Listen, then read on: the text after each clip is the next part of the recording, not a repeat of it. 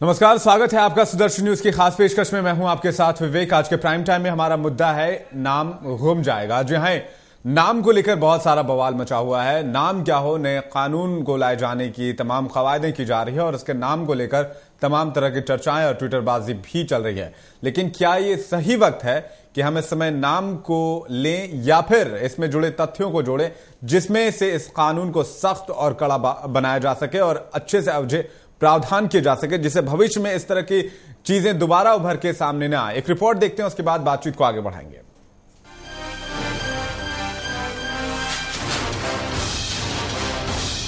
पहले बलात्कार, फिर पीड़िता की मौत, इसके बाद सियासत और अब कानून बनाने के नाम पर ट्विटरबाजी।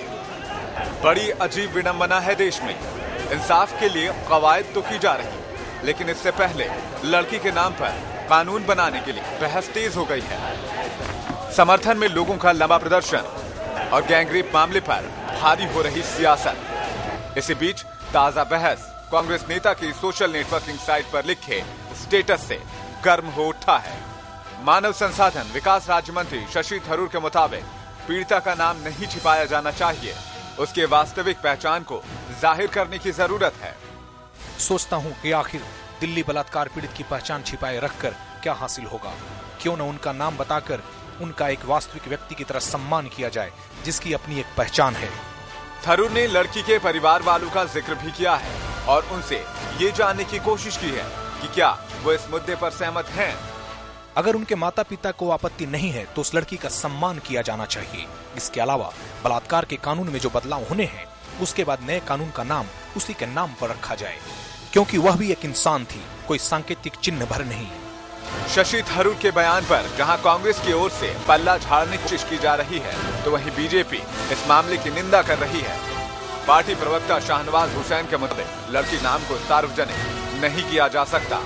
भारतीय जनता पार्टी सही नहीं मानती है, हम इसका विरोध करते हैं और आज सुप्रीम कोर्ट की भी गाइडलाइन है कि पीड़ित का नाम नहीं बताना चाहिए। ये पूरी तरह कांग्रेस के नेता इस पर सियासत कर रहे हैं। वहीं दूसरी ओर नाम या बेनाम की सियासत पर महिला आयोग ने ऐतराज जताया है। केस हुआ था गुवाहाटी वाला, उसमें भी जब नाम ले दिया गया था तो बड़ा ऑब्जेक्शन लोगों ने किया था। हालांकि ये केस डिफरेंट है कि उसकी डेथ हो चुकी है लड़की की, लेकिन फिर भी मैं समझती हूँ कि नाम बताना उचित नहीं है, गलत है। थरूर के बयान पर मचे घमासान से पार्टी भले ही पल्ला झाड़ रही हो, पर थरूर को पूर्व आईपीएस किरण बेदी, अनुपम खेर और पीड़िता के परिवार का समर्थन मिल रहा है। मैं उसकी पहचान के बारे में जानना चाहता हूँ। वह कोई काल्पनिक पात्र नहीं है। देश को उसकी असलियत के बारे में जानने का पूरा हक है। अगर कई वर्षों बाद इस देश में महिलाएं सुरक्षित होती हैं, तो मैं चाहता हूं कि दुनिया को पता चले कि इसकी शुरुआत किसने की। मैं बलात्कार पर नए कानून का नाम उस लड़की के नाम पर रखने की शशि थरूर की मांग का समर्थन करती हूं। अमेरिका में ब्रैडी, मेगन, कार्ली और जेसिका कानून जैसे कई उदाहरण हैं। वहीं पीड़िता के पिता की अगर बात करें तो पिता ने कहा है, देश में बलात्कार के खिलाफ जो सख्त कानून बनाने की बात हो रही है, उसका नाम उनकी बेटी के नाम पर रखा जाए। ऐसा करना उनकी बेटी के प्रति सम्मान की बात होगी। हालांकि इतिहास में पहले भी ऐसे मामले सामने आए हैं जिसमें पीड़ित के नाम पर पुरस्कार तक का ऐलान किया गया है। गौरतलब है कि 1978 में संजय और गीता चोपड़ा नाम के भाई बहन का अपहरण हुआ था। साल 1982 में रंगा बिल्ला को फांसी हुई थी। इसके बाद बहादुरी के लिए आज भी हर साल संजय चोपड़ा और गीता चोपड़ा अवार्ड दिया जाता है। लेकिन आज हमारा कानून इस बात की इजाजत नहीं देता कि किसी भी यौन शोषण की शिकार महिला का नाम या पहचान सार्वजनिक किया जाए। ये एक दंडनीय अपराध है जिसमें आईपीसी की सेक्शन 228 के मुताबिक सजा तक हो सकती है। जाहिर है ऐसे में मंत्री जी ने एक नई बहस को जन्म दे दिया है। लेकिन क्या आपको ये नहीं लगता कि इस वक्त जरूरत एक कड़े कानून की है, न कि नाम पर बहस करने की? सुदर्शन न्यूज के लिए अरुण शिवहरे के साथ रोहित कुमार की रिपोर्ट। चलिए, अब शशि थरूर ने बहस को आगे बढ़ाया, तो इसी बहस को हम और आगे बढ़ाते हैं और जानने की कोशिश करते हैं कि वाकई इस वक्त क्या करने की जरूरत है। हमारे साथ 3 खास मेहमान इस वक्त मौजूद हैं। संजय शर्मा है, भाजपा के युवा नेता हमारे साथ जुड़ रहे हैं। साथ ही ललित सहरावत हैं हमारे साथ, कांग्रेस के युवा नेता हैं, वो भी हमसे बातचीत करेंगे।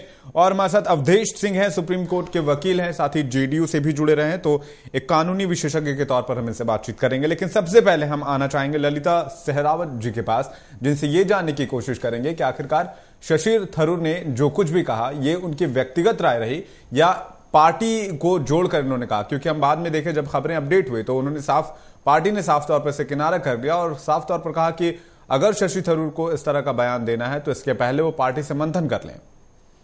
बिल्कुल सर, आपकी इस बात से मैं पूरी तरीके से सहमत हूं कि आज के दौर में जो ये मुद्दा उठ करके ऊपर आया है, ये देखा जाए तो किसी एक व्यक्ति विशेष से संबंधित नहीं है। पूरा समाज कहीं आज इसके साथ जुड़ चुका है, विशेष तौर पर महिलाएं जी, जिसमें से कि मैं भी एक शामिल हूं। ये एक ऐसा मुद्दा बनकर आया है जिसने हर किसी के अंतरात्मा को अंदर तक छा करके छुआ है जी।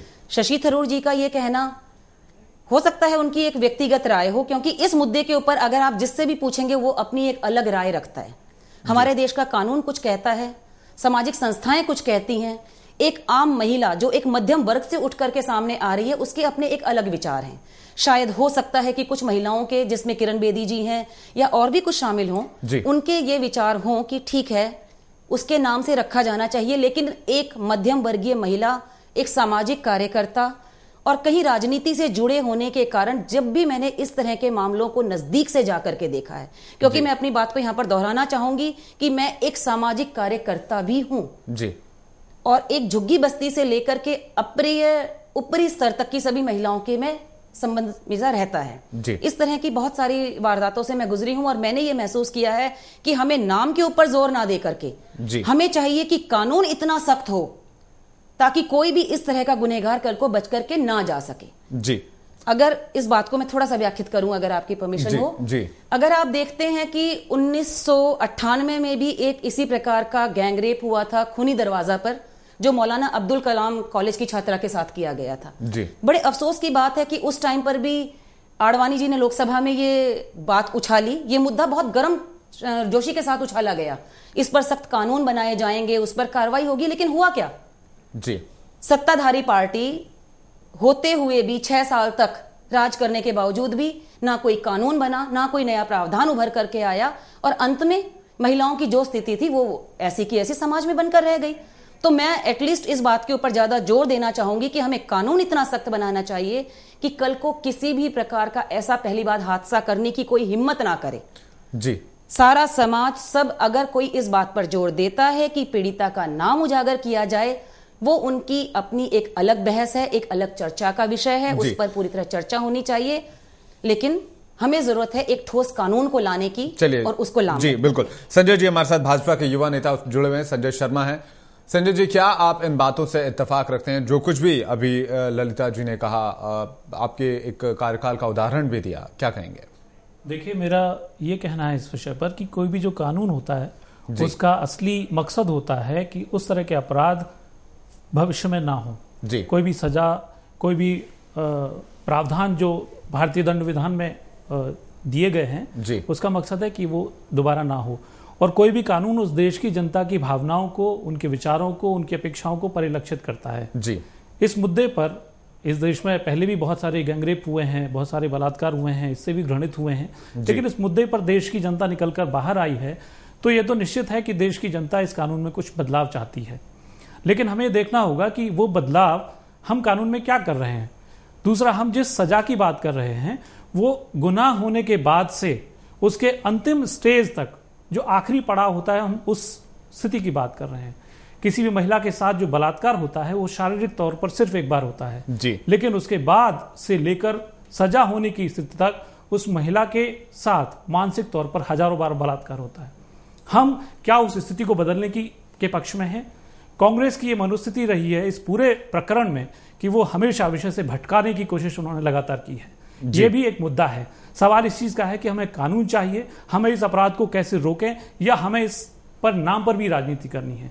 क्या कांग्रेस ने निश्चय कर लिया है, निर्णय कर लिया है, या वो जानते हैं कि वो कानून क्या आने वाला है? क्या आपका कानून ऐसा है जो खुद इस गैंगरेप की घटना में भी जो अपराधी हैं उनको सजा दिला पाएगा? जी। अगर हम देखें तो अभी तक सरकार के पास, प्रशासन के पास, पुलिस के पास अगर डाइंग डिक्लेरेशन को दूर कर दें तो वो सबूत भी नहीं है जो वर्तमान स्थिति में उस व्यक्ति को सजा दिलाने की स्थिति में हो। तो क्या हम बिल्कुल क्या इस मामले में थोड़ा हस्तक्षेप चाहूंगी। सबूत बिल्कुल है, कोशिश चल रही है जी सब। हाँ, यहाँ पर विवाद जो इस वक्त उठ करके आ रहा है कि सजा हमें किस तरीके की होनी चाहिए जी। कई लोगों का नहीं नाम को लेकर बहुत पशुपेश है दोनों पार्टियों में। एक ये सवाल अगर सामने आता है, चलिए अगर नाम में दोनों पार्टियों को क्या एतराज है तो क्या जवाब आएगा? पहले ललिता जी के पास आना चाहेंगे। नाम को अगर पब्लिकली किया जाए तो ये हर व्यक्ति की, मैंने आपको पहले भी कहा कि एक पर्सनल राय है जी। उनके परिवार वाले तो सहमत हैं। सबसे बड़ा जो मुद्दा यहाँ पर है कि पीड़िता आज हमारे बीच में नहीं है जी, ताकि हम उसकी मनोदशा को देख पाएं, उसके विचारों को जान पाएं। उसके परिवार की अपनी एक राय है जी, सामाजिक कार्यकर्ताओं की अपनी एक राय है, देश का कानून जो कहता है उससे ऊपर उठ करके, चाहे कोई राजनीतिक संगठन हो, राजनीतिक पार्टी हो या कोई दूसरा, उससे उठ करके कुछ नहीं किया जा सकता। कानून अपनी जगह एक अलग दायरा रखता है जिसके अंदर रह करके ही कोई प्रणाली या कोई लॉ बनाया जा सकता है। कानून की बात आई है तो अवधेश सिंह के पास चलेंगे। सुप्रीम कोर्ट के लॉयर हैं और साथ ही हमारे साथ जुड़ रहे हैं कानूनी विशेषज्ञ के तौर पर। अवधेश, पूरे मसले को आप देख रहे हैं, तमाम बातचीत सुन रहे होंगे, तमाम खबरों से रूबरू हो रहे होंगे, क्या चीजें हैं जो आपके समझ में आ रही हैं? देखिए, जहां तक अभी परिस्थिति बनी हुई है लोगों के बीच में, जब पार्लियामेंट के कोई भी कानून बनाने के पीछे विजडम होता है, उसके सोसाइटी होती है, सोशल बैकग्राउंड देखा जाता है जी। डेवलपमेंट कंट्री और डेवलप्ड कंट्री और डेवलपिंग कंट्री दोनों तीनों चीज में अंतर है। आए हम लोग हैं डेवलपिंग कंट्री के अंदर हैं, हमारी एक जो है पीछे की बैकग्राउंड है, फैमिली बैकग्राउंड है, सोशल बैकग्राउंड है। अगर इसकी पॉइंट ऑफ व्यू से 1983 में जो कानून में संशोधन हुआ था इंडियन पिनल कोड में, जिसमें 228A की धारा लगाई गई थी, जिसमें 2 साल की सजा का प्रावधान लगाया गया था, उसमें भी प्रोविजन है, प्रोवाइजो दिया हुआ है कि किसी भी विक्टिम से, क्योंकि वो एक सोसाइटी से जुड़ा होता है, माँ होती है, बहन होती है, किसी ना किसी की एक बार इनका, मैं इनके युवा नेता, बीजेपी के युवा नेता से मैं सहमत हूँ कि जहां तक उसके शारीरिक शोषण तो एक बार होते हैं, लेकिन सामाजिक शोषण और मेंटल जो टॉर्चर होता है बार बार टारटार किया जाता है।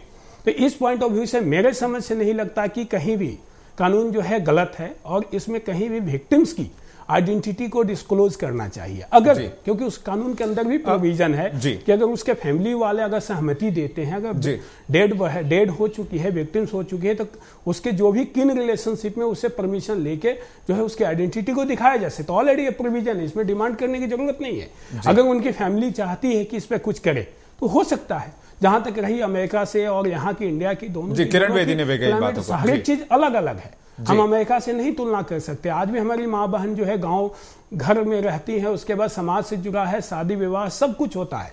हर एक चीज को दृष्टिकोण से रखते हुए मैं नहीं समझता कि कानून में 228A की जो है जहां तक विक्टिम्स की ऑलरेडी प्रोवाइड हुई है, तो इस पर चर्चा के विषय नहीं होनी चाहिए जी, क्योंकि पहले से कानून में समझने की, लेकिन परिवार वाले अगर चाहते हैं तो ऐसा हो सकता है, ऑलरेडी है उसके अंदर है। बिल्कुल, ये भी एक अच्छी बात निकल कर आई है कि अगर परिवार वाले चाहते हैं कानून में संशोधन किया जाए तो इस तरह की चीजें सामने, कानून में संशोधन की उसमें जरूरत नहीं, ऑलरेडी पहले से है, प्रोविजंस दिए हुए हैं पहले से दिए हुए। इंप्लीमेंट करने की बात है, इंप्लीमेंट करने की जरूरत है। कैसे इंप्लीमेंट करती है इस पर निर्भर है जी, कैसे इंप्लीमेंट होता है और क्या इस पर कानून, इसके न इस लड़की के नाम पर, जो कि अब तक हम लोग अनजान हैं इस बात से कि लड़की का नाम आखिरकार क्या है, क्या एक मील का पत्थर होगा, क्या किस तरह के बदलाव देखेंगे हम आने वाले भविष्य में देश में इस कानून से, अगर कानून के नाम को लड़की के नाम पर रखा जाता है। इस पर बातचीत आगे बढ़ाएंगे एक ब्रेक के बाद।